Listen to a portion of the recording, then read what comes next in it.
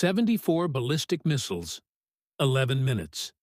9 launch platforms scattered across western Iran. Mobile launchers mounted on trucks had been repositioning for 3 weeks exclusively at night, hiding under bridges and tucking into mountain gorges, specifically to deny the satellite intelligence that U.S. planners updated every 6 hours. 74 objects on a convergent trajectory toward a single hull. The USS Gerald R. Ford, the largest aircraft carrier ever built. 100,000 tons of American power projection.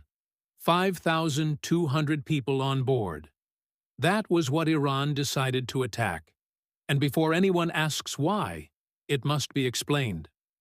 That night, at 1:40 a.m. local time, the first Israeli F-35s crossed into Iranian airspace. 40 minutes later, American B-2 Spirit bombers completed their long, cold arcs from Diego Garcia. The strike was devastating, and the decision-makers in Tehran already had their response calculated. It wasn't a question of if they were going to respond. That had been written in the IRGC doctrine for years. The only variable was how to impose the maximum possible cost without provoking a response that would consume what remained of the Iranian military apparatus in a single night. They chose the carrier, and the logic behind that choice deserves to be broken down. A carrier is not simply a ship. It is an asset with a military objective. It is a symbol with specific arithmetic attached to it. The USS Gerald R. Ford represents $13.3 billion in steel alone. Its embarked air wing adds another $5 billion. The 5,200 people on board cost the United States a decade and several $million each to train. Damaging that ship doesn't just change a conflict. It changes it because of what it says to every government watching, that American aircraft carriers can be hit. That message reaches Japan. It reaches South Korea. It reaches Taiwan. It reaches every nation that built its security on the premise that the U.S. Navy is the unquestionable backbone of the international order. Iran understood this with surgical precision. They had understood it for 20 years. Now, for the composition of the salvo. Because it wasn't 74 of the same type. It was a deliberate mix. 41 Shahab 3 variants flying depressed trajectory profiles to maximize terminal velocity. 17 solid-fuel Fateh 313 missiles fired from coastal platforms, taking advantage of shorter flight times to compress the available interception window. And 16 upgraded Zulfiqar 2s equipped with maneuverable re-entry vehicles, MARVs. Tested only twice before that moment, their terminal guidance signatures had been carefully hidden from American surveillance satellites.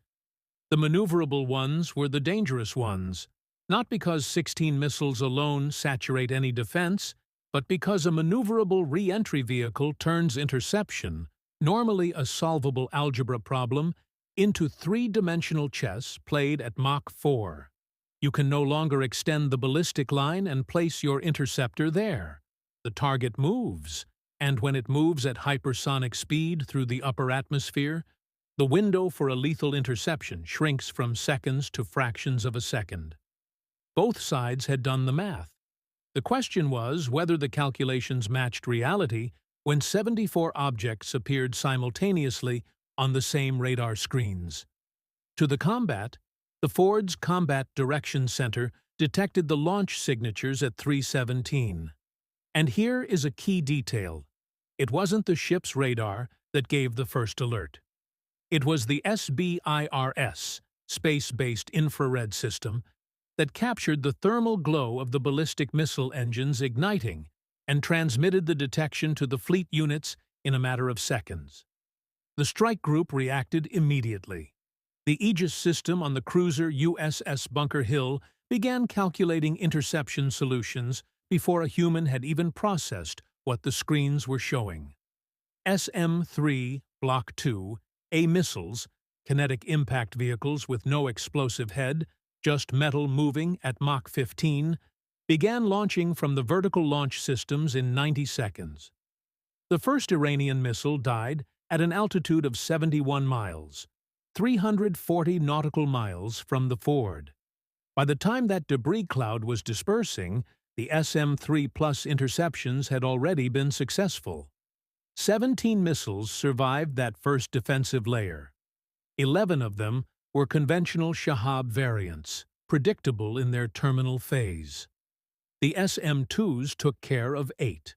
3 reached the interior defense perimeter, but the 6 maneuverable Zulfiqar vehicles were a completely different problem. One executed a 12-degree azimuth change at 68,000 feet, enough to force a recalculation that consumed 2 interceptors instead of 1. A second Zulfiqar maneuvered at 55,000 feet.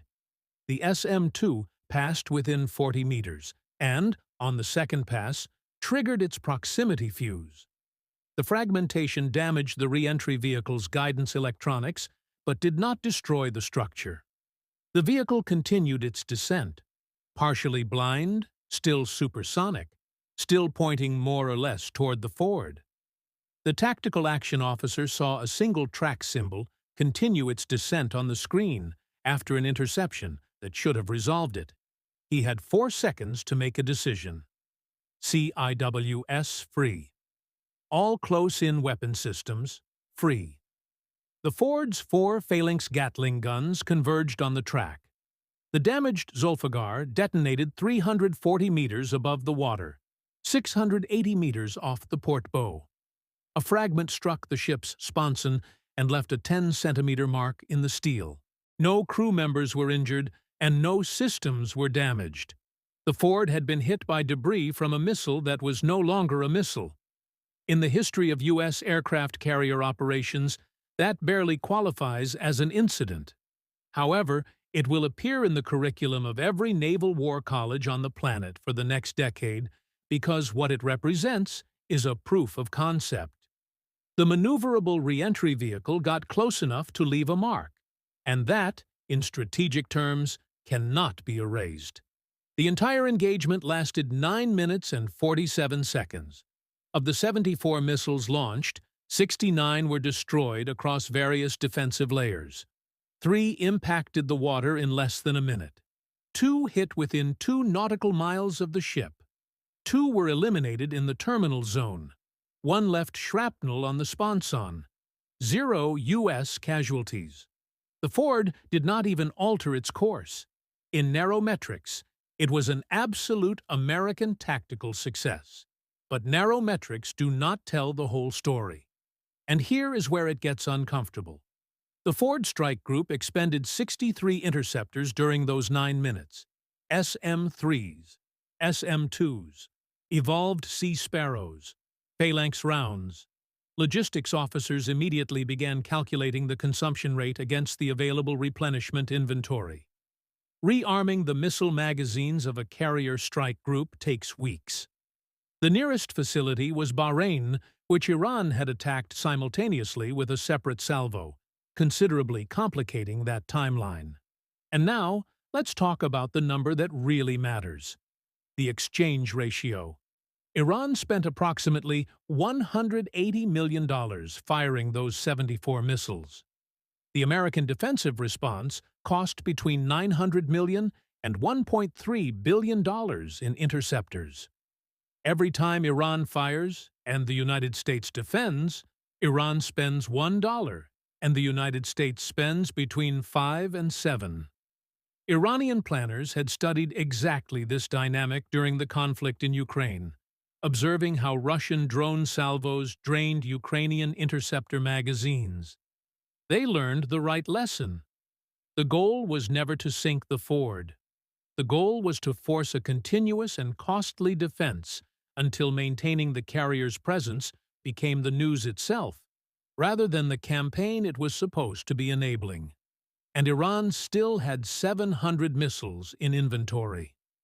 The American response began 47 minutes after the last threat track disappeared from the screens. 44 Tomahawks launched from the destroyer screen, targeting the 9 launch sites tracked retrospectively from the flight trajectories of the Iranian missiles. While a mobile launcher that fires reveals its position, many had already moved. 14 hits reached active or recent positions. The Ford's Air Wing launched its first strike package at 5:19 a.m. F-35s, attacked the fixed infrastructure that supports Iran's Western missile network. Not the launchers themselves, but the nervous system they depend on: fuel, maintenance, and command authority.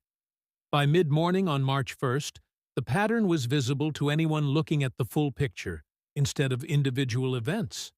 Iran had launched the most significant ballistic missile attack against U.S. naval forces in history. Tactically defeated. 0 casualties.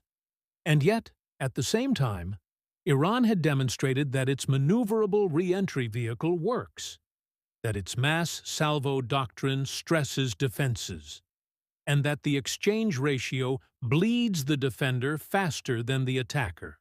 Oil markets opened at $178 per barrel. The Strait of Hormuz remained technically open. China called for restraint. Russia said absolutely nothing. Nuclear negotiations in Vienna were formally suspended. The post-action analysis will be studied in every naval war college on the planet. They will find an interception rate of 93%.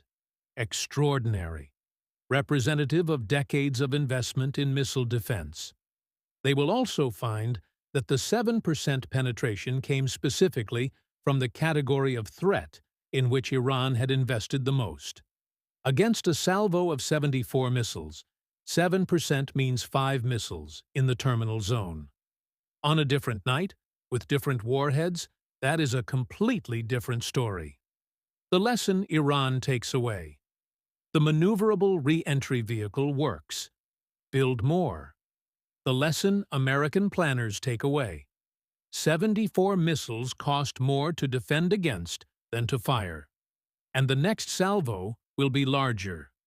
Neither lesson points toward a short conflict. The Ford remains there. The flight deck resumed operations 22 minutes after the last incoming track was resolved. The tactical action officer wrote his post-action report with the neutral language of a man who knew his words would be read by people who were not in that compartment, who did not see that single track continue its descent after the interception that should have stopped it. He wrote, "Successful defensive engagement. Future engagements assessed as probable." He did not write the number occupying every mind in front of those screens. Not the missiles destroyed, but the missiles that remain. The carriers are in position. The missiles are loaded. The negotiations have vanished. History watches, as always, with complete indifference as to how it will end.